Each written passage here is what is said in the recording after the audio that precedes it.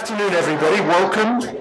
My name is Jim Mutton. I'm from Concern for Independent Living, and we have kind of a heavy-duty topic for right after lunch, but an important one on vicarious trauma.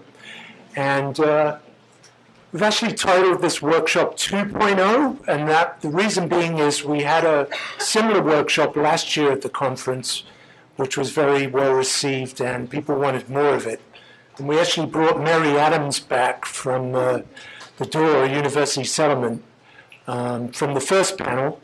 And we've added a couple of specialists here on trauma and self-care. These are all folks that have worked on implementing best practices on addressing vicarious trauma in their respective programs and agencies. So next to Mary is Sherina Davis. And Sherina is from Safe Horizon, and she's the senior learning specialist at the Learning and Staff Development Center.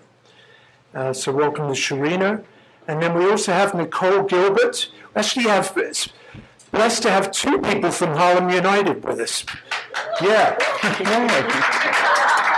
Nicole Gilbert over there is the Associate Vice President of Clinical Services at Harlem United, and next to Nicole is Chris Cochrane, the Senior Clinical Director at Harlem United. So welcome, everyone.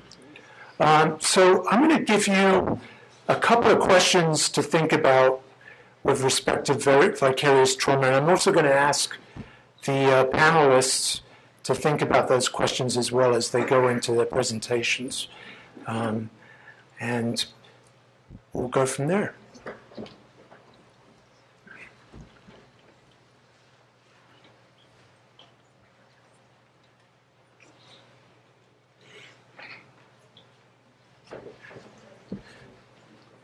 So the first question is, how do you define vicarious trauma?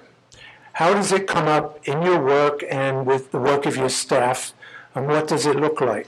And I'm just going to give you a definition that somebody said. And when we talk about vicarious trauma, the quote is, it's a transformation of our inner sense of identity and existence. It impacts our neurological, cognitive, physical, psychological, emotional, and spiritual health. After listening to traumatic stories all day and responding with empathy and control, we start to see the impacts on ourselves, sometimes in the form of depression, anxiety, and burnout and addiction. But it's more than burnout and fatigue. So if you look at this diagram, you can imagine our day-to-day lives. We're constantly absorbing traumatic stories, right, of people's tremendous survival and the impact of their lives. And we're, at the same time, trying to express empathy and stay in control. But we're only human, right? We can only soak in so much. We're like a sponge. And eventually it's going to start to drip out, and it can show up in different areas. This book that just came out called Secondhand Shock is by Izzo and Miller. And there's a great website called VicariousTrauma.com, which has all of these wonderful resources. And one of them is this book. And it's about surviving and overcoming vicarious trauma. And these authors compare vicarious trauma to like secondhand smoke. And they say, secondhand shock, what image does that conjure up for you? We've all heard of secondhand smoke. Put yourself in a room with a heavy smoker. You breathe in the smoky air. It irritates your nose, your mouth, your lungs, and your bloodstream. After a while, you might start wheezing, coughing, and your eyes might become irritated. It will become difficult for you to breathe. Prolonged exposure will adversely affect your health and well-being, causing damage to your heart and brain. The experience of absorbing trauma secondhand is much the same as inhaling secondhand smoke. Helping people in trauma day after day is a contaminant that, if left unaddressed, can kill you. Bearing witness to someone else's trauma is dangerous. So think again about what vicarious trauma might be to you and your programs.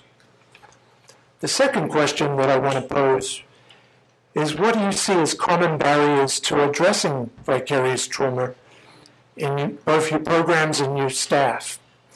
So what do we mean by that? Well, we obviously have high caseloads, we have a lack of training at times, we have intergenerational and historical experiences. People see these things over and over and over again. Sometimes we get accustomed and we almost normalize the events. And that can be both with our staff and our tenants. And there are cultural norms as well, which we'll talk about and hear about. And then the third question, what do we know about the impacts of untreated and unmitigated vicarious trauma for programs? How have you seen this play out in your programs, in your experiences working in supportive housing? So what do we mean by that? Well, there's an impact on staff retention, perhaps, mental health and overall wellness of our staff and ourselves. Staff safety is another issue. This constant exposure to violence. And occasionally we can see it popping up in the form of suicidal ideation too. So those are three questions to be thinking about as we go along. But what we'd like to do now is turn this over to the panel to hear a little bit about the programming that folks have done in their agencies and how they've responded to this issue. So, you guys want me to read your bio or no?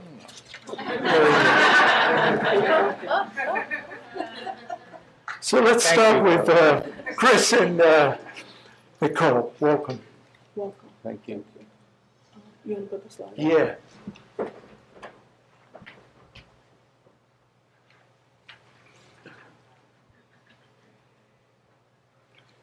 Good afternoon, everyone.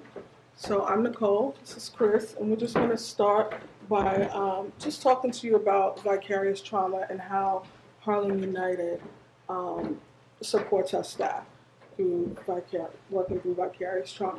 So our definition is the negative transformation of the helper's inner experience as a result of empathic engagement with and responsibility for traumatized clients. We also want to give you a definition for compassion fatigue, and that's a result of vicarious trauma. Compassion fatigue, experience of short-term exhaustion, and traumatic stress reactions associated to exposure to the suffering of one's client.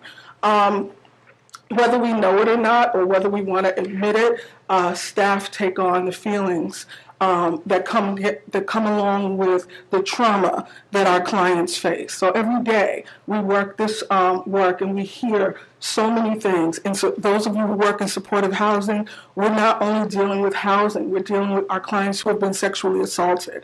We're dealing with our clients who have children removed from them. We're dealing with clients who are suffering with and living with and coping with mental health and substance abuse. And so we take on their stories, we carry them home with us. And sometimes we don't see that these feelings are manifested in us. So that's a result of vicarious trauma. And we want to show you how to manage that as case planners, as I'm dating myself, case planners, case managers, as case managers and social workers and support staff who work with our clients. So the difference between vicarious trauma and compassion fatigue. Vicarious trauma emphasizes the negative impact in the worker's worldview in all domains. Compassion fatigue focuses more heavily on symptoms and parallels of PTSD diagnostic criteria. The reason to talk about this, I believe, is I've worked with a lot of staff that can talk about being hypervigilant a lot. Going into clients' homes and being so sensitive they just don't know what to address. And also, some of the work we've done with staff is like almost meeting the client with the same affect because they just have lost the ability to know how to have boundaries anymore. right? Very much PTSD. And one of the things Nicole and I have been working on, staff will come and say, I'm just so overwhelmed. They don't even have language anymore to talk about what's actually going on. So having to dig a little and say, I understand you're overwhelmed, but what are the feelings underneath it? So really trying to explore the feelings underneath it. So let's talk about some of the symptoms. When you think about vicarious trauma: apathy, hopelessness, fatigue, cynicism, disillusionment. And as I'm reading, think about your work and think about if some of these feelings you can relate to. Sadness, irritability, self-blame, a sense of personal failure, or burnout. Again, these are just some symptoms. The ability to not be able to say no, thinking that you have to do everything for your client all in one day, and you can't. How about those deliverables? And it's more, less days in a month, then you can actually get your deliverables done, okay? And so you take on that, and that's stress, and that carries over into vicarious trauma. How about feeling disconnected from others? Loss of meaning. I'm doing this work, but I can't get my client an apartment. I'm doing this work, and my client still doesn't have their children back. Overstimulation, as Chris said. We have staff who just say, I'm overwhelmed. I can't keep up. Or how about the staff who don't say it, who don't voice it because they don't want to feel like I can't cut it? Not being able to differentiate between client feelings and their own. Okay? So these are just some symptoms that go along with vicarious trauma. Again, talking specifically about Harlem United, but I can imagine many of you relate with some of these. One of the things we try to address, but it's very difficult to address, is high caseloads, right? And that the high caseloads can come because of shortage of staff. Many of you, or some of you might know about health home programs. Those caseloads are exorbitantly high. So how do you help staff prioritize when they have so many clients they're dealing with? The real big thing, and it's a challenge I've noticed since I've come into work, your contracts, you have the deliverables. So, say it's like, I'm making this up in some respect, but it's paying rent, medical issues, mental health issues, and substance use issues. And so the case manager goes and is going to work on a treatment plan and gets to the client's house, and the client's ceiling has fallen in. Or someone in the client's family has died. Or there's a domestic violence issue. The treatment plan kind of goes out the window, doesn't it? Right? So the staff has to deal immediately with what's going on there. Yeah, they may hear their manager in the head going, you need to get these deliverables and you're expected to come back in the office and do this. It's really difficult to manage in the moment. So how do you help staff, and we'll talk about this a bit, in supervision to be able to manage those things? Because it's important for them to be dealing with what's going on in the moment, but also be paying attention to context, right? And then you have the challenging clients that don't want to address the issues at all that the case manager is coming up with. I see a lot of people shaking their heads, so there's some familiarity there. And so then how do you deal with that? How do you help your staff build rapport with challenging clients? Clients that are struggling with mental health issues, mental health and substance use issues, right? And then there's cultural factors. We do a lot of job interviews, and I work with interns and asking people, how are you going to work with someone sitting across from you that's very different than you? And actually might say to you, you're very different than me, how are you going to help me? So working on trying to get people more culturally competent. None of us could ever be culturally competent, but how do you start asking those questions, and how do you teach staff to be curious about those things, and be curious about the people they're sitting across from? And lastly, we have a range of staff. We have staff that have BAs, master's degrees, and, peer workers that some people come with a lack of training. And one of the things we really support at Harlem United, we have a lot of training. We have monthly clinical trainings, but we also do trainings in group supervision, and we're constantly asking staff, doing needs assessment of staff about what they feel they need, because it's important to hear what staff needs as well. So, What do we do? Yeah, what do we do at Harlem United? So what do we do at Harlem United when it comes to vicarious trauma and supporting our staff? So Harlem United has a unique model, and it's called the triad model of management. So what it is a triad. So our staff gets supported by the clinical staff, okay? So we provide the clinical support, so they have a clinical director or a clinical supervisor, depending on the program. They have an administrative staff person who is also the supervisor who's providing the administrative support. Did you do your progress notes? Are they done? Have the deliverables been met? Is the chart up to date? And then you have our evaluation team, and they're also there to support and to help us find the trends. What are the trends in the work? What's going on? What are we missing? And so the three supervisory supports work together to try to support the staff as best as we can. So we're looking at, what's really going on with the staff person and what's going on with the work. And we can actually, the three of us together or even separately, can see, something's happening. John used to submit his work on time, all the time, or Sally used to come to work regularly, and I'm noticing now that she's not. I want to play up clinical a little bit because I'm the AVP of clinical. In clinical, what's unique is our staff get both individual supervision and we get group supervision. So in individual, you're not only are there to talk about the clients and what's going on with them, but you also, here's a time where you can also talk about strategies and what's stressing you and what's going on with that client and where the vicarious trauma is coming in at. What are your feelings and why are you having these feelings? And how can you cope with these feelings and how can you work through it? In addition to what the clinical can provide, because we're not their therapists, that's not our role, but in hearing the stories of our staff and trying to support them, we can also then identify other outside resources for them. So we might come up with the Employee Assistance Program, or in coming to forums like this, we might meet some of our colleagues, and you all may have other outside resources that we can also support our staff with. Because if our staff is not well, and if they don't do their job well, if they don't take care of themselves, how can they take care of our clients? So we need them to be well. We need them to be their best self.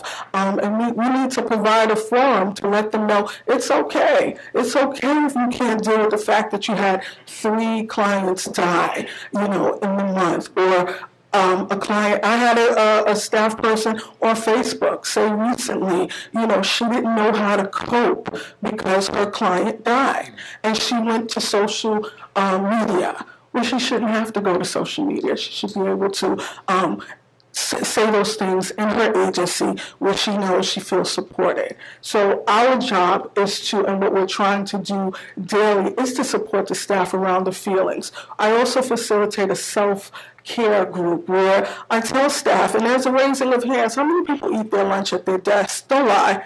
How many people eat their at your desk? Look at all the hands. Come on, guys. You got to push back, and you got to go outside, and you got to take a walk. And you can't. That's not self-care. You don't get paid for it. You might as well go outside. So that's a part of, that's good. Self-care, right? Self-care. So assignment, and the only assignment tomorrow, don't eat at your desk. Eat at your coworker's desk, but don't eat at your desk. Okay? Eat somewhere else. Okay? Can I bring up 2 things? Nicole really stressed individual supervision, but we also have group supervision for staff. And what I hear often in group supervision, which is always surprising to me, because I guess they just don't talk about this at their desks, when we do group supervision, we also mix up programs, so it's not just one program. And often at the end of group supervision, they say, it's really great to hear that other people are experiencing the same thing. When people are embroiled in the work and at their desk, they're probably not talking about it much. But to have a forum where they can share that is incredible, right? So it's really, I really think that's important. And also going back, really looking more and more at trauma-informed care, because the majority of our clients, and again, I see a lot of shaking heads, have had some form of trauma, whether that's child abuse, sexual abuse, divorce, illness, HIV, substance use. There's a range of trauma, much less experience our staff might be coming in with too, right? So it's really important to be starting to focus on that. We're focusing on that more. We have to wrap up, so just really quickly, our takeaway to you, be empathic, normalize staff's feelings and experiences, help staff identify client issues versus staff identification with client issues, help staff problem solve, identify various resources that they can tap into, support self-care, don't forget, don't eat at your desk. Wonderful. How fantastic, Nicole and Chris. And I love that,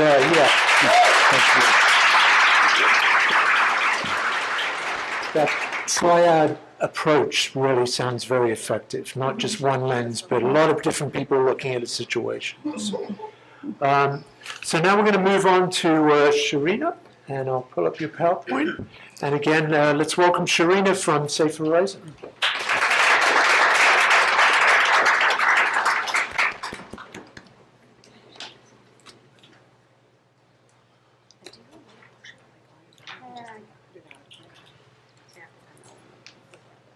Right.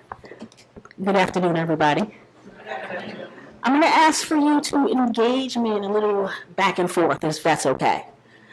And I'm going to ask either you can close your eyes or just look down. And I'm going to ask some questions, and if it applies to you, please raise your hand. If you've ever lost a job, raise your hand. If you've ever lost a relative, you leave your hand up the entire time. If you've lost someone you love, a friend, been impacted by any type of surgery, hospitalization, natural disaster, suicide of someone, okay? I'm going to ask you to go ahead and put your hands down. All right. So there were hands low and high, and like without you looking, there pretty much wasn't anybody who was impacted by those statements.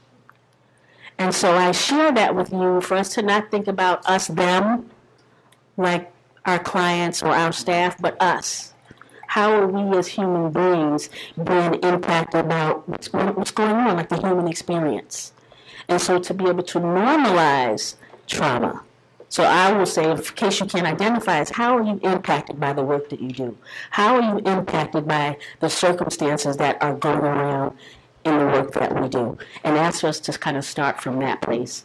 And then start to think about, one, defining that shared language. And my colleagues, Chris and Nicole, started to share their definition of vicarious trauma. And I'm just going to add into that, right? And again, it happens when we accumulate and carry stories of trauma, including images, sounds, details that we hear and witness, which then impact our bodies, our minds, and our world's views. Simple layman's terms. And I want us to kind of sit with that and to be okay with that. And so one of the things that we do at Safe Horizon is we normalize that we are naturally impacted by our connections to another human being. And it's not something separate or in and of itself. And understanding that it's a part of the work that we do because we're doing work as helpers. And so being able to bring that lens supports our staff to be okay and admit it, and not think that it's something that they can't talk about. And so part of the things that I want to share with us is what are we specifically doing at Safe Horizon, right? Part of what we're doing at Safe Horizon is defining it. And these aren't clinical terms. This is just making the connection how we have a natural response to kind of unnatural situations, or rather, I would say a normal response to abnormal situations. And so we bring that to life with our staff so they can understand that, yes, you might also start to have nightmares based on what a client may say. That's okay. We can talk about it. Also, you might start to think or shift the way that you think about yourself in the work. You might start saying, oh my gosh, I don't know if I'm great at being a social worker or a case manager or whatever it might be. And to notice that that is okay. And so part of what we also bring is that we have what's called a quality supervision policy. So not only do we talk about it in individual supervision, but staff understand that supervisors are to talk about it as part of their supervision plan, that we get to discuss what's the impact of this work. So instead of saying, did you do something, So did you do the case note? We ask, how are you doing the case notes? Right, so we process it in a way that's not punitive. Does that make sense for folks? Right? And one of the other things that we do is also understanding that we I won't talk too much about burnout because my colleagues did, but understanding that there's a difference. Right? For us, we define burnout as more of what's going on in the environment as opposed to our connections to folks who have been traumatized. They might show up the same, but the way in which they show up, where's that place coming from? Because we have different kind of conversations. And the other part is not to excuse away vicarious trauma as opposed to being accountable. We get to hold it in balance. You need to say, yes, we're experiencing this, and we get to kind of do the work together. So I'm going to kind of quickly go through the slides, because my person likes to get up and talk, and so it's hard for me to sit in this seat right now. It really is, right? We don't have time to do that, but it's okay. So again, around debunking myths. And if show of hands, if you can see up that far, if you've ever thought of your staff have said any of these 4 things up here. If you can see it, any of your staff have said any of those things, right? Yeah. I'm the only one who feels this way. Something must be wrong with me, right? If I took better care of myself, this wouldn't happen to me.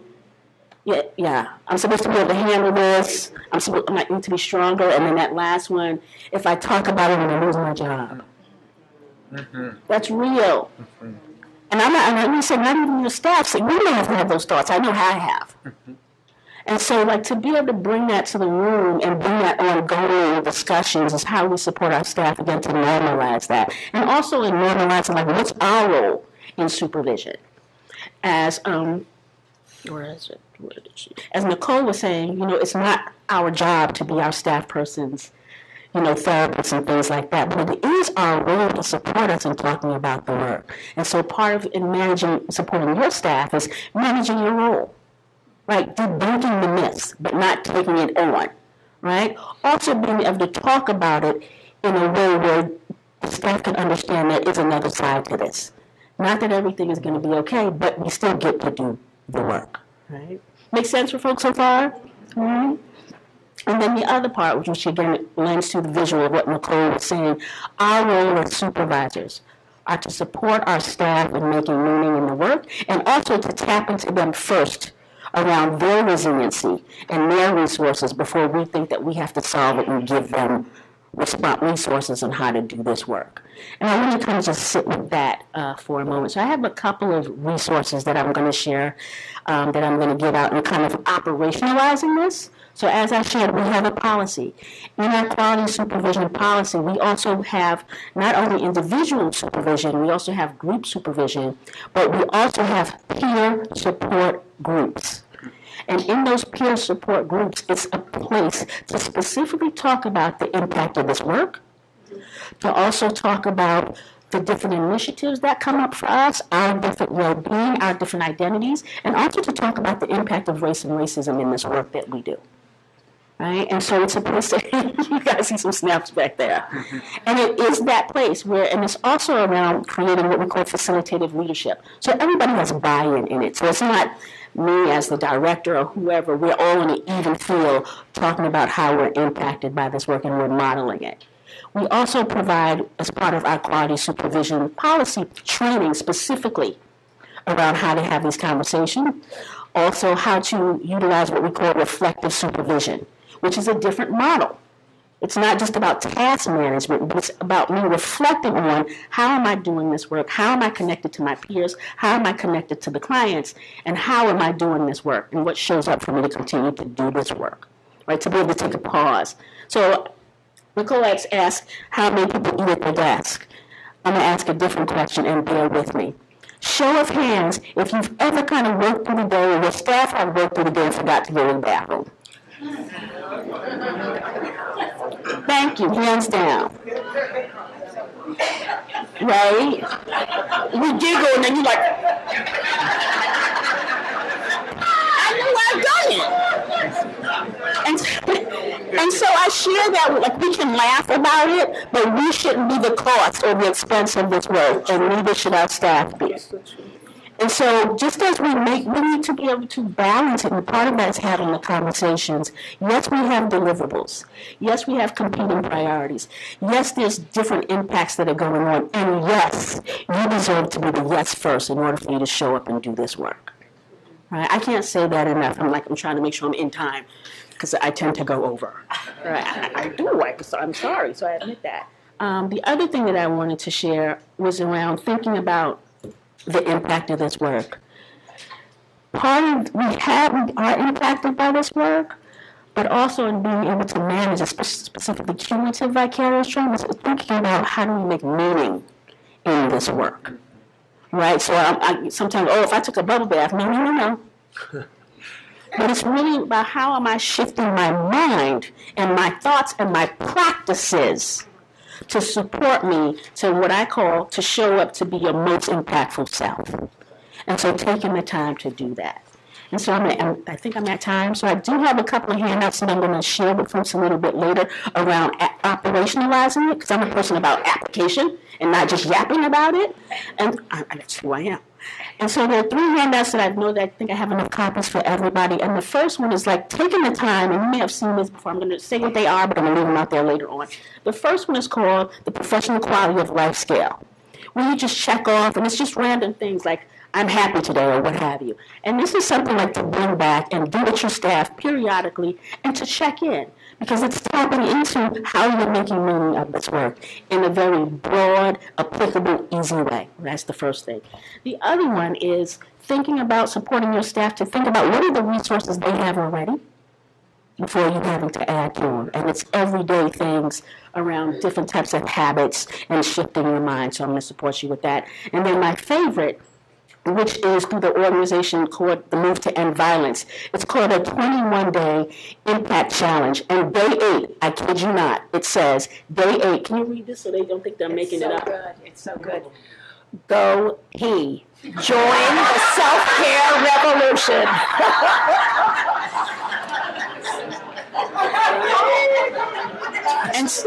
And so this is just a handout, but the website is listed down. It'll support you and your staff to make this real at your organizations, not as just talking about it in theory, but practical application. So thank you. Yeah.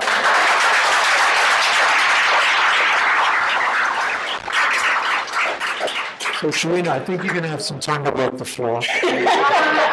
And some time to go to the bathroom. Thank you so much. So Mary Adams has a wonderful title, Managing Director of Mental Health and Wellness at the University Solomon House on the Door. So let's turn it over to you, Mary. All right. So I don't have a PowerPoint. I'm going to do a lot of reading and probably talk a little bit too fast. We compared notes before we were joining this panel, and I'm hoping that I don't overlap too much on what got said, but we certainly overlapped on a lot of our core concepts about vicarious trauma. But I think, I was taking notes so that maybe I won't be redundant and can build on what got said. For sure, we know that sometimes staff are so sensitive and are so overwhelmed, right? And this is stuff that I have in my notes as well. And that, we can get worried about boundaries, and our staff gets worried about boundaries and the blurred boundaries. But as Sherina was getting into is how are we bringing our best selves to this work? How are we effective at what we do? And that's really one of the things that can stump us with this vicarious trauma piece, right? So how do we deal with it so it doesn't get in the way? So, and then become either the most supportive managers to ensure high quality work, or, as you said, just the highest quality worker that we can be. So I'm not going to go into the vicarious trauma definition, although I think that we all know that this is like you're re-experiencing the trauma, right? And then we bring those things home with us. What I wanted to just underscore is that and I think most of us know this in this room, we're not talking about one traumatic incident. Right. Many of our clients and our communities are really impacted by complex trauma, and it's years of ongoing and co-occurring trauma. So we're working with a population that the trauma is dense, and that's very different than you witnessed one shooting or had a terrible car accident. So that's our world, and that's a different kind of denseness. Which brings, a different feel. I want to stop and just underscore what that looks like, because we haven't I think we're all used to this, that we sometimes skip over this part. But trauma, and especially complex trauma, has micro level consequences in our world, right? So substance abuse, right? Criminal activity, survival sex, unplanned parenthood, cycles of abuse and intergenerational abuse, lack of independent and pro-social living skills, low educational attainment, right? There's research that says trauma leads to that, PTSD, depression, suicidal ideation, et cetera, et cetera. So those are the micro consequences that we see and that most of the world sees and says, oh, they're just a drug addict. Oh, they just dropped out of school, they're lazy. We know that there's a history of trauma behind these things that are showing up. This is our community that we walk into.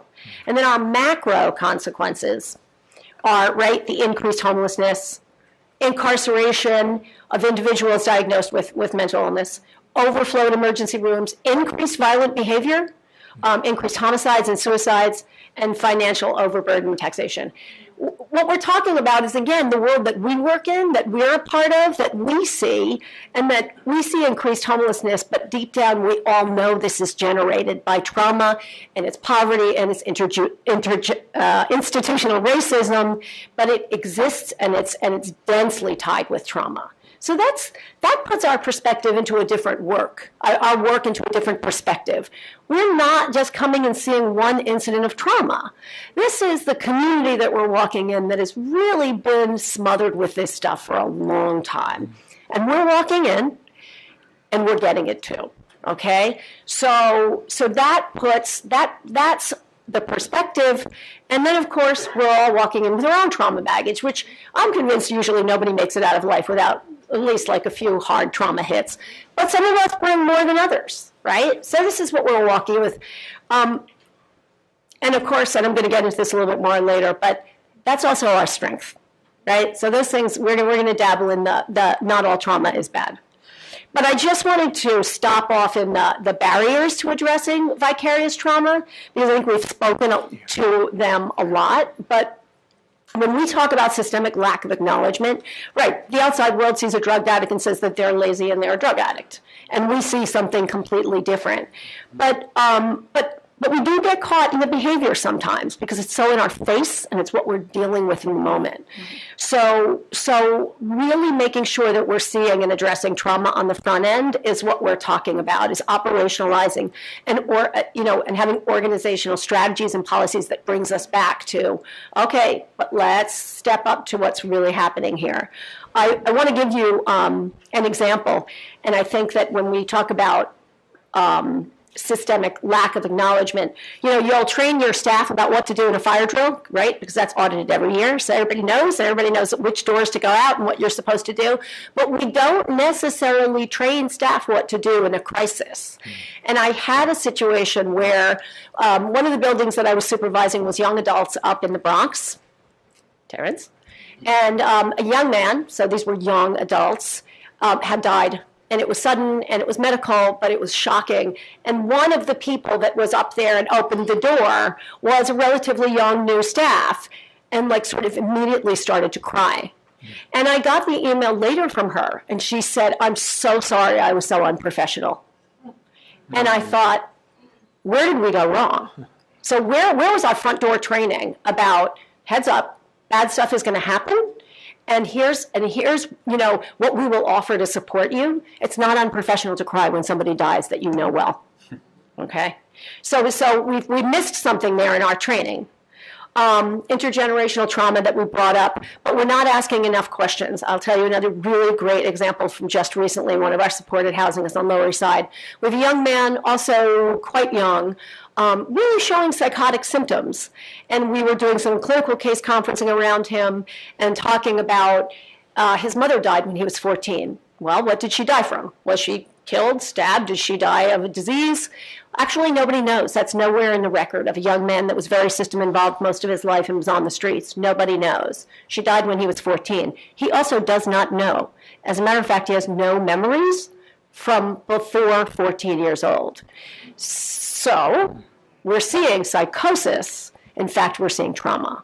So I don't know if anybody else connected those dots, but how are we training our staff? How are we recognizing? What are we looking for? And then lastly, just not intentionally building in practices and strategies or trainings, right? And making trauma a part of our culture. And so Sherina also really spoke about this. Crisis debriefing, which is something that we do at University Settlement the Door. We have a team, we have a policy, and when something goes down, it's not you, it's an outside team that comes in and works, and I can talk about that later. Protective practices built into our supervision. And practices related to acknowledging the role and existence of trauma in our lives. Okay, so let's start talking about that. And training and support around recognizing and acknowledging the impact, both good and bad, and being able to manage them. If we're not doing those things in our programs, then we're not validating feelings, behaviors, and symptoms that are there. If we're not doing it for our staff, we're definitely not able to do that as an organization with our communities, with our individuals that we're serving. And unaddressed, then we carry it in, we get it from out. It's sort of the perfect storm of bad stuff. So I don't know where I am on time, but I'm going to try and go really quickly. So we're up here, second year in a row. We talked about vicarious trauma last year. We all sort of know this. I wonder, why haven't we dealt with trauma? What's going on? How come this room doesn't have organizational policies and practices in place that make us feel better and that we use with our staff? Well, I think for sort of two reasons. One is our common, normal, human avoidant behaviors, right? It's overwhelming trauma. It can't be fixed. It's just one more problem to add to the many problems we were already trying to solve. We don't have the expertise. We need a mental health specialist. This is another good one. And it's not my job. So these are sort of our avoidant common things that we hear in our field and that we all sort of bank on, we need a mental health specialist. Or historically, the professional umbrella that I think we've all lived under, which is don't keep your stuff under wraps. Don't talk about yourself. Don't tell your story. But in fact, that really smothers, and we've discussed this, that really smothers some of what is our intuitive, genuine best self here.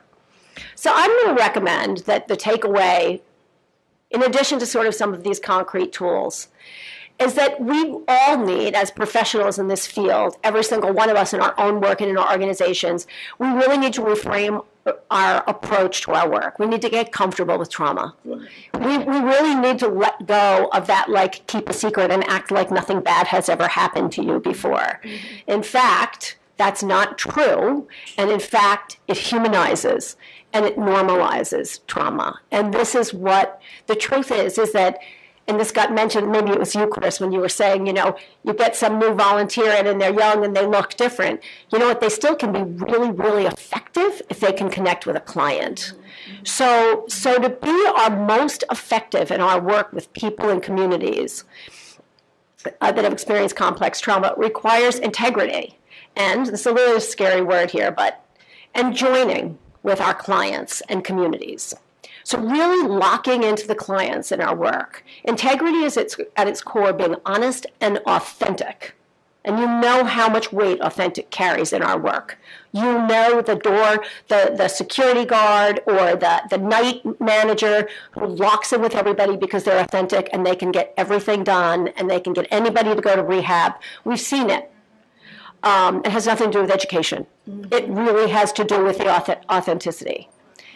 Recognizing trauma not as an us or that, an us and them, not as a problem that needs to go away, that needs to be fixed. It doesn't need to go away, and it never will. It doesn't need to be fixed. It never will. Accepting trauma as a human experience, and experienced by most people. Not seeing our clients as victims. This is really critical. Not automatically superimposing a damage sign. So we screen all of the young adults we see down at the door with the ACE screen. We train everybody to do that with our young adults. And people are afraid to screen because the ACE acts about sexual abuse and other stuff. The truth is that people circle the yes. They are okay with it. And secondly, you can't then say just because you've got a 7 on your ACE score, you're weak and you're damaged. What we train staff to say is, how does this show up in your life? And most of the young adults will say, I'm good. I'm past that. I closed that door a long time ago. I just did my job. They show up stronger because they don't have a choice. So they're not victims, and we don't need to superimpose that label on them. And we can carry this into our work. A strength-based lens is really essential. It's really honoring the trauma and the experience. Not seeing only the trauma, but the whole person, so see beyond the trauma. And then people may be familiar with the healing-centered approach. Shout out to Sydney back there. That addressing trauma requires a different question that moves beyond what happened to you, and now we're all familiar with that, to what's right with you. It's when you meet with people that have experienced a lot of trauma, they tend to be incredibly loyal. They can be incredibly committed. They help their neighbors, right? They run out of food next door. They're all giving their neighbors food. They don't have enough food for themselves. So we see the goodness in them that comes out of sort of adversity. Okay, sorry, I'm working towards the end, and then I'll. This reframe offers us a model to both normalize trauma as a human experience and push through barriers that halt us from addressing it. Working through and past it allows us to see that there's a path out of trauma, right? So our staff can understand there is a path out. It allows us to see that we don't need to fix it, that you need to be able to sit with it, as you've said. That we look for their strengths, their resiliency, helping them move forward. Honor the impact. It's there, yes. The game is rigged. You weren't given a chance. Your history is terrible. It sucked then. 30 years later, it's still terrible. But you are here. You have managed to get yourself here. And I see you each day. And you are loyal and you are strong and you help your neighbors. Moving it forward, stepping out of just the trauma zone is important. Bringing the trauma into the here and now, right? That there's a different life. This approach, in turn, helps protect us from secondary trauma. I don't then walk in having to fix everybody. I walk in and I see you, and actually, you're fixed. I don't know how you made it through that history, but you're good. You struggle with your day-to-day stuff just like I do. Can't balance my checkbook either. But I don't see you as damaged good. I want to see your strength. This is what we need to begin in reframing and getting comfortable with trauma is it happened and you're over it. And now, like we're bringing we bring that story with us the rest of our lives, and there are times when you have to just, cry in your shower, cry in your pillow. But the rest of the time, there's a lot of strengths that we're bringing forward in who we are. This allows us to connect with our clients. So I'm gonna read one closing thing just because I really loved this.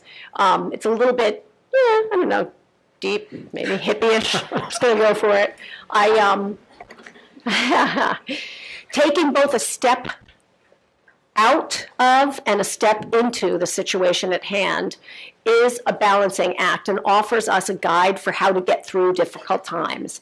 Never paralyzed by despair, not hiding our heads in the sand, we engage in empathy and integrity while knowing that even in the end of the world, might not be the end after all. Engagement requires the very qualities that we have been cultivating as practitioners: compassion, clear saying, and perhaps most of all, courage. And that was written by Emma Vicarious. She's the executive editor of a Buddhist magazine called Tricycle. It's stepping in, it's being courageous, it's using ourselves with supervision so our boundaries are professional, but it's being able to connect to pain and still see somebody's value and strengths. And I think I'll stop there. Great. Fantastic. Thank you so much, Mary.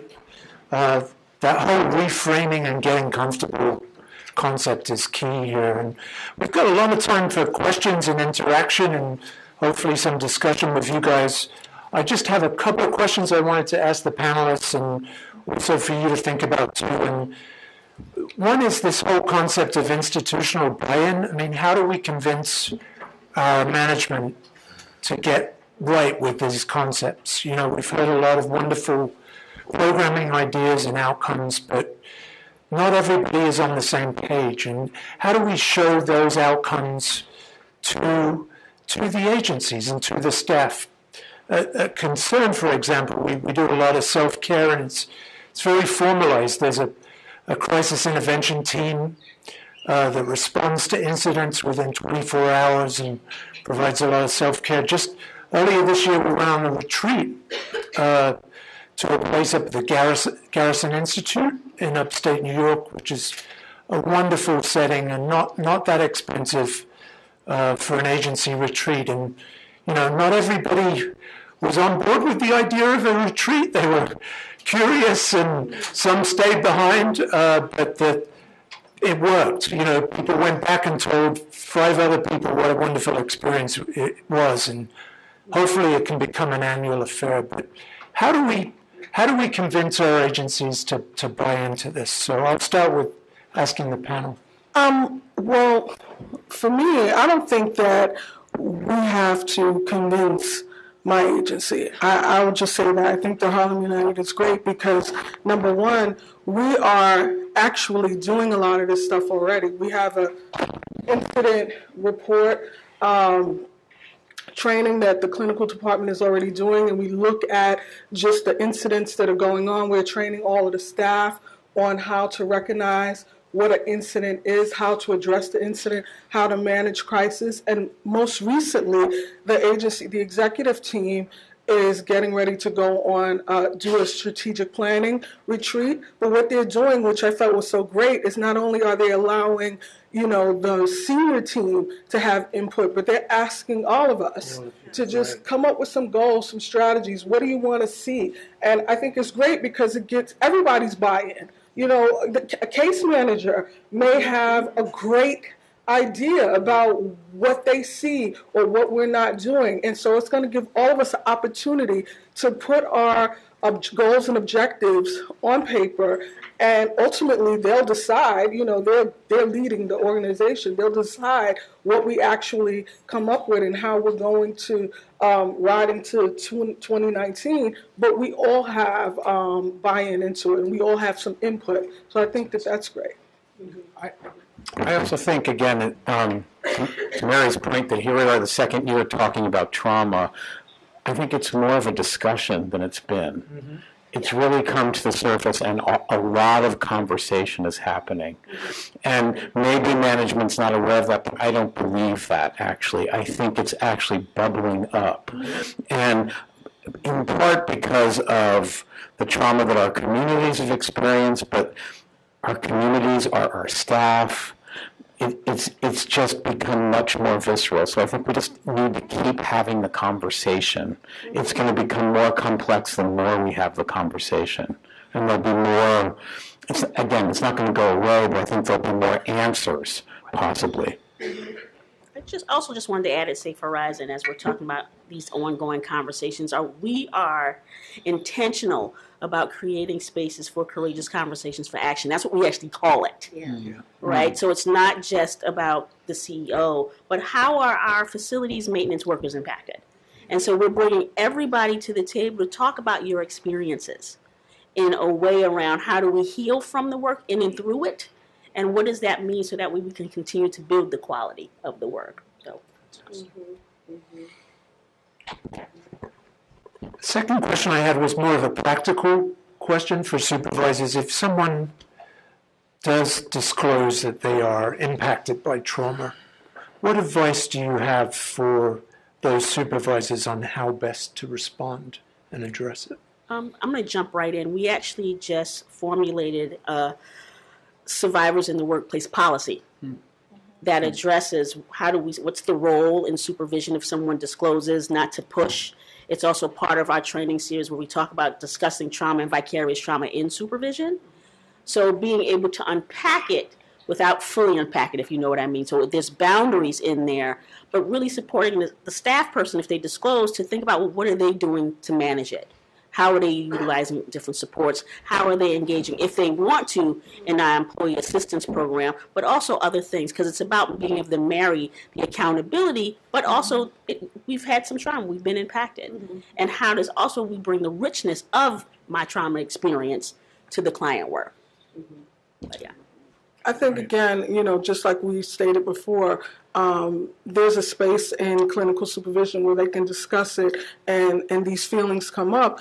And as social workers and clinicians, we try our best to steer them. But then there's also a fine line. And I was talking about this with HR, because there is a point where clinical ends and HR begins. So we need to be very careful that, again, we're not doing therapy and we are redirecting staff to the right persons who can help them, because they may need EAP, they may need FMLA, they may need time off. It just, you don't know how deep the feelings, the trauma can go. So you want to make sure that you're not, flipping over and being that therapist you secretly wanted to be and practicing with the case manager. That's not appropriate. So you want to make sure that you guide them to the right person. I love that. I think that's true, and we get nervous around, right, the boundaries.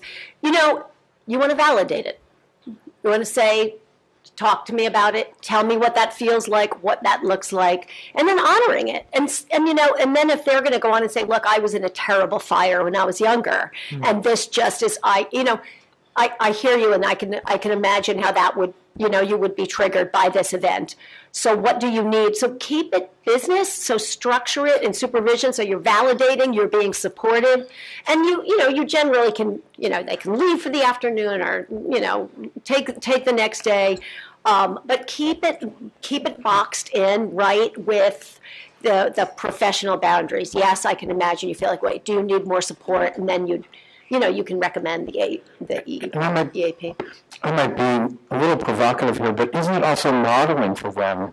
If clients are telling them this, then how do you respond, right? It's quite similar, right? You want to do that. What resources can I give you, right? But again, it's not quite that, right? Because again, it's an employee, so you want to make sure they have the right supports and you're not their therapist. A case manager might have more room to have that conversation, but it is about modeling to me as I see it. And what do you do when things like this happen in your life? What are your own personal resources? Sorry, that was somewhere in here too, and I didn't say it.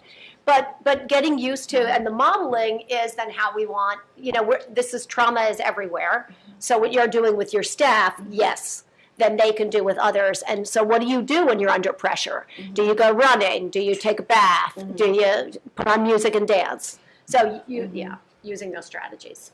I just wanted to add one more thing, making it more concrete. Yeah. Within our policy, we talk about the partnership between the supervisor and HR, and also reinforcing that supervision is private and not confidential, even though we might have the confidentiality between the clients. So folks have that context too, because sometimes we don't know about that. So putting that out there.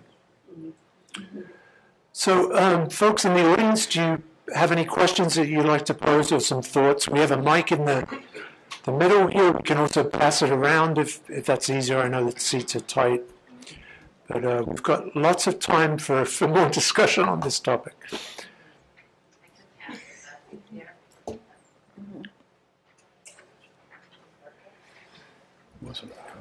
Dead battery. Okay. It says dead battery. Well, yes, just speak up. I think we can do it. Maybe you could repeat the question. Yeah, absolutely. He had a question. You're right. Go ahead. Go for it. This gentleman right here. Yeah. my name is Fernando. I work with community access, so we also have to deal with prevention. Thank you for the things you share. But one of the things that just came out in the conversation, the lunch and before that, and recently with our agency, is something that has been in my mind, and you touch a little bit that, is that supportive housing, and I think many agencies are dealing with this now.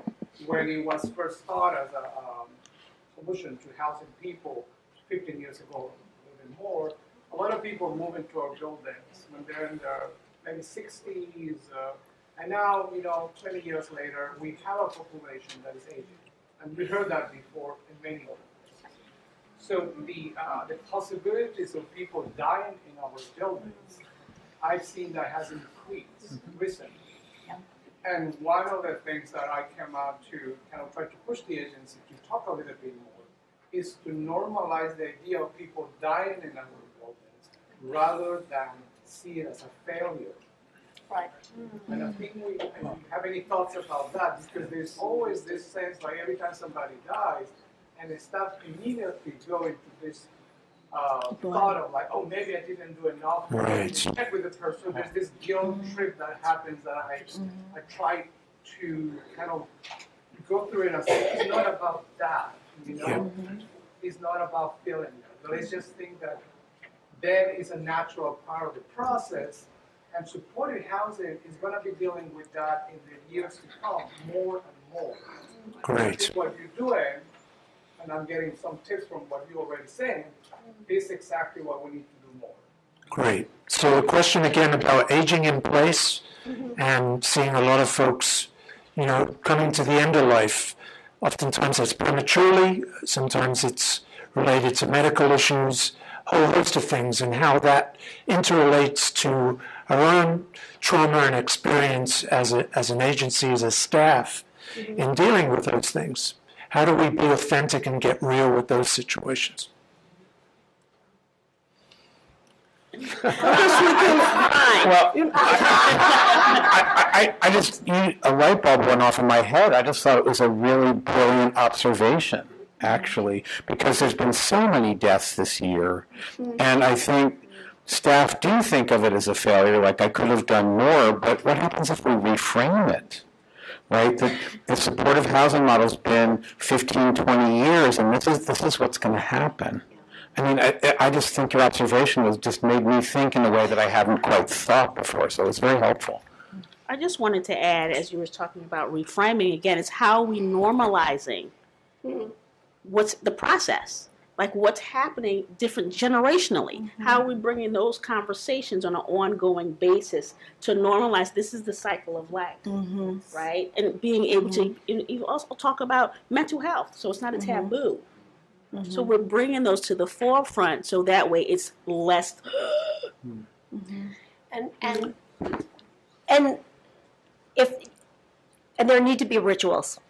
Most of these buildings are communities, and people really know each other and have gotten to know each other very, very well over the years. And you need to have an opportunity for people to process it.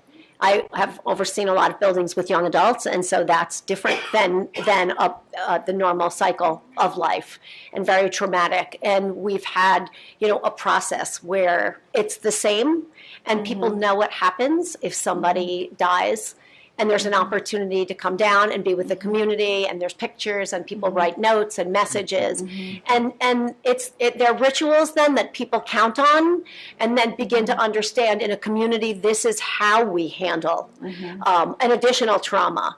But you can use that for an aging in place model too. So this is sad, and we're saddened, and how are we together and supporting each other? And there's the potluck opportunity, but rituals are an important part of helping us mourn and process through. Great. Yeah. Yeah, all the way in the back there. Screen. Right. I just want to make a comment. It was said about the line between HR and the supervisory program.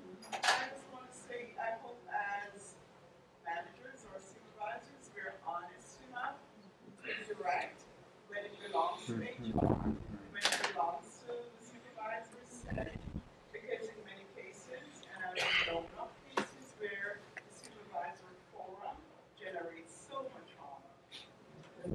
Okay? Yeah. Don't shut it up. Because it sits right there. And they're not directed. Great. Everybody heard that one? Okay. Okay, he got us now. I wanted to speak on some of the things that you were talking about in terms of community and helping. And we all know that in the past, when it came to services expertise, it was kept in-house. It wasn't brought to the masses, right? But we're in a different time now, especially with this administration where everything seems so happy and go lucky. So what I want to ask of you is, what has your agency done to bring your expertise to other agencies? Because it's not about competition anymore, right? With the funding, you had to compete. You want this money and all this stuff. We're not doing that anymore. Right. So what I really wanted to hear from you is, what do your organizations do, knowing that you have an expertise, and some organizations may not have the current funding or may not have the current expertise, but what are you doing to bring this to them so that they can rise to the level where you are currently, in order to make sure that their staff as well as their clients are being taken care of? So that's, I want to hear a little bit about that. Well, for one, I was volunteered by Laura Grund. I don't know if she's in here, so come here and sit on this forum, which I'm grateful to be able to do. But I think that we do that. We're able to, in our agency, if they know that we do have an expertise, they will throw our name out, and we'll be able to go and represent at other organizations. I think I'm going somewhere in a few weeks on June, somewhere, Crodings on Hastings, somewhere to represent. So, I mean, we do that. I think it's important, and it helps the staff. And we don't always get, people talk about the pay and the work we do and not getting the recognition, and I think it's good. It was an honor just to sit here.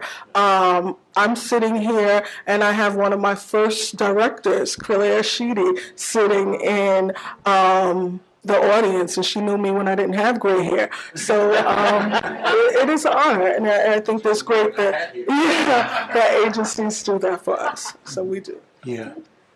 This has all the makings of a roadshow, I think. Yep.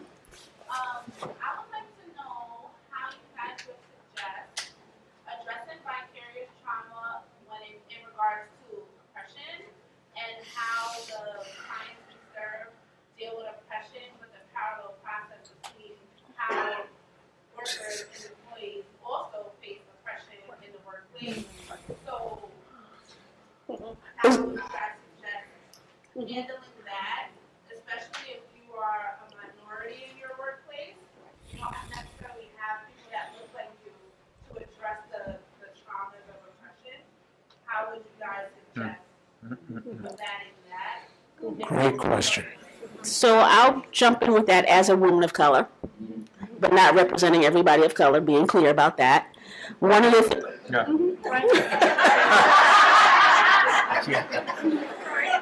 part of what we're doing at Safe Horizon is we have an anti-racist initiative, which means we are not only doing training around language, but being able to bring up microaggressions. And we also have affinity groups where folks get to process it out, whether it's staff to client experiences, whether it's peer-to-peer, whether it's supervisee to supervisor. And we're creating, again, like I was saying before, opportunities for courageous conversations for action. Yeah. Like, I experienced this is what happened. How are we creating learning so you can do your own work and be able to share, I was impacted by this, now you take it and you do something with it. And we are conscientious with it. And we are also naming that this is going to be uncomfortable, and it's not my job to make you comfortable. Right? And so we're bringing that to do the work because it does have an impact on the work, so that way we can support our clients to understand, as I was saying before, how we are impacted by cultural, historical, structural, and racial racism and the trauma of it. And so, like, bringing the language has been one of our first steps, is supporting folks with language to understand what does that mean. So hopefully that's our starting point. And similarly at I was going to say GMAT, see where I used to work, it's so funny.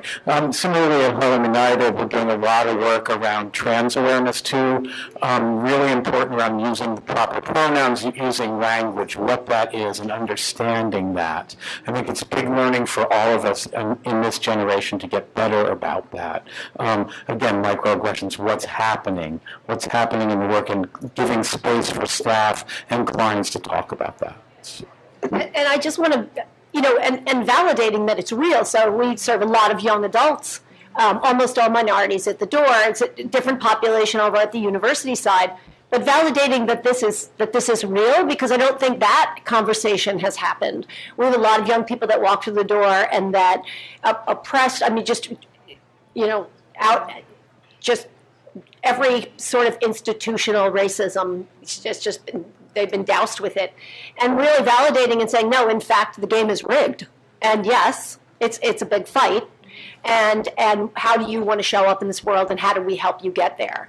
But I think the validation is really important. We also have, are doing institutionally undoing racism and working on that as an organization, but I think individually with clients, let's not pretend like it isn't a problem.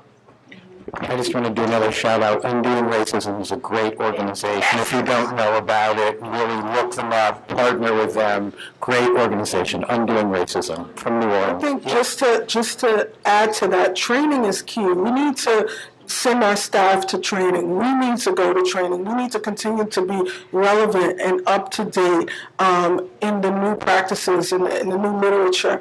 Don't just have your agencies invite people in and there are 3 people sitting in the training. But send the staff so that they can be up to date on what's going on, and so that they can have the language and the knowledge to be able to continue to support their the clients on their caseload, but also that they're educated in the field. What we were doing 10, 20 years ago is not the same that we're doing now. So you want to make sure that they are informed. So send them. Make sure that they go. I just wanted to add one more thing, because both of you echoed the sentiment around undoing racism. If you haven't heard of them, the institution that actually does it is the People's Institute for Survival and Beyond. So if you go to their website, not only does it have information about going to the training, but there's additional resources. Yeah, and Mark Burns, who is at this conference today, has also done some terrific work on this area, some research and presentation, so check him out. So a couple of hands over this side of the room. Yes, sir. So I really liked what was said about not necessarily pathologizing all trauma, and from my perspective, I've seen a lot of people who, for them, their trauma has become a source of intrinsic motivation, inspiration, resiliency, and I hope the vegetarians in the room will forgive me for this analogy, but I want to kind of compare it to the difference between raw meat versus cooked meat, and that in some sense there's the trauma that's debilitating is raw and unprocessed, and that's what kind of makes it more poisonous in some way, and that there is a process kind of when a worker is with you and going through that vicarious trauma, that there's a potential there for the worker's vicarious trauma, if it's expressed through that kind of authentic reflection and joining style, that they can, the worker can kind of help the client transform their trauma from the, its debilitating aspects to a more empowering trauma. And I'm curious if you guys have any experience with that, if you think that would help workers see their vicarious trauma as more useful, or if it maybe is dipping too much into the gray area between case management and therapy. Mm-hmm. Hmm. So process versus unprocessed. I think that, and the question here is about when we talk about connecting with people that have experienced a lot of trauma, and generally most people bring their own trauma, and crossing over where you actually, can really feel that other person's trauma. Is there the possibility to working with that person in a way that it's helpful in their healing process? That last quote that I read said we have to be courageous. It said with integrity, right? And I think that that's a really important question that you asked, because I don't think we want to keep shutting down our connection to people because of fear. I think that when something happens in a building that we're working in and somebody dies, there will be staff that will be as devastated as other community members. We are just all human beings, and most of us have experienced other deaths that are painful.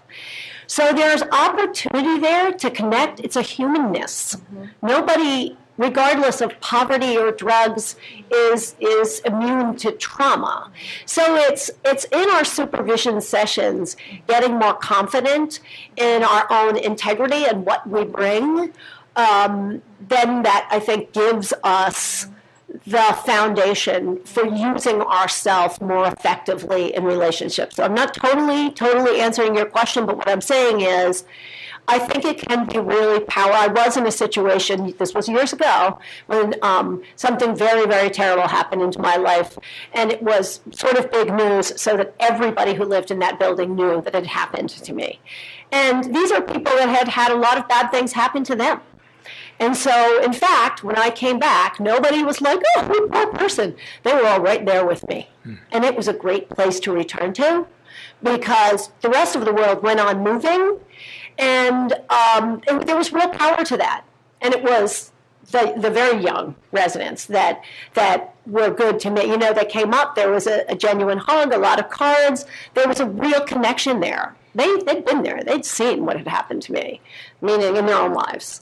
So the give and take is there, and I think with us, we're looking for integrity. We're looking for a groundedness in ourselves, and that takes a little getting to, and that's where let's get comfortable with trauma. Let's get comfortable with our humanness. It should never be about us, right? So when I'm talking to a client, I shouldn't be, let me tell you what happened. Wow. It is... I know, I feel you. I can feel your pain, and we often can literally feel their pain, and locking into that. So.